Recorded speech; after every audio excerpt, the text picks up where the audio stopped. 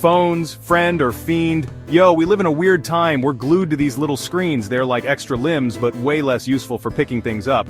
Don't get me wrong, phones are awesome, they connect us, entertain us, and let us order pizza at 3 a.m., but lately they're starting to look a little suspect. Scientists are now saying our phones might be making us sad. Yeah, sad. The very things that are supposed to make our lives easier might be stressing us out.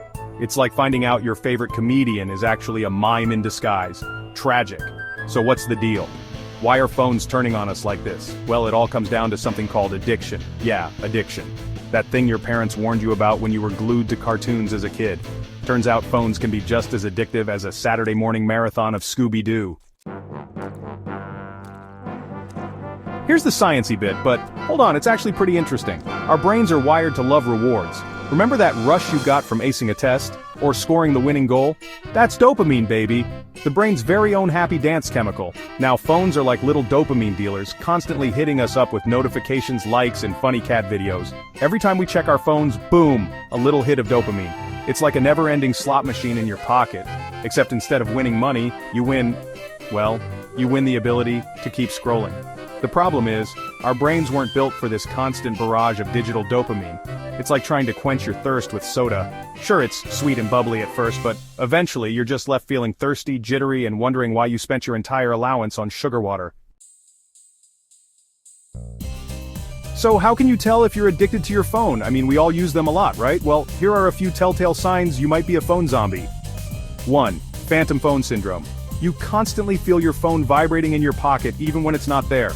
Bonus points if you've ever tried to answer a ringing doorbell with your TV remote. 2. Fear of missing out, FOMO. You can't even enjoy a sunset without documenting it on Instagram. And don't even get me started on missing a meme. The horror. 3. Sleepless in Silicon Valley. You scroll through social media until your eyes are drier than the Sahara Desert. Then you wonder why you can't sleep. If any of this sounds familiar, don't panic. You're not alone. And more importantly, there's hope. You can break free from the digital chains and reclaim your life. Here are a few tips to kick your phone addiction to the curb. 1. Set some boundaries. Designate phone-free zones like the dinner table or your bed. Treat your bedroom like a sacred space for sleep, not scrolling. Your eyelids will thank you. 2. Turn off notifications. Do you really need to know that Brenda from high school just liked a picture of a cactus? Probably not. Silence those pesky notifications and reclaim your sanity. 3.